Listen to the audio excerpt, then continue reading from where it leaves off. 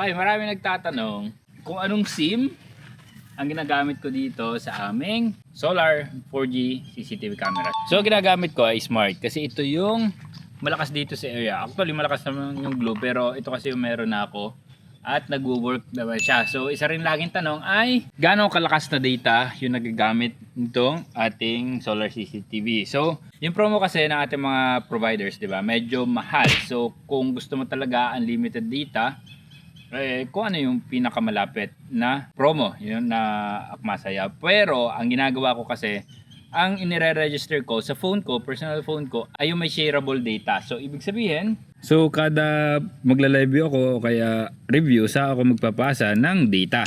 So pa 300 MB, yung akin lang naman siyang tinitingnan once a day or twice a day, and then pag may kailangan akong i-download, kayang-kaya na ng 300 MB na data yung pagda-download. Ilang clips na rin yung mada-download nun. So yun yung aking style. So yun, sana nasagot.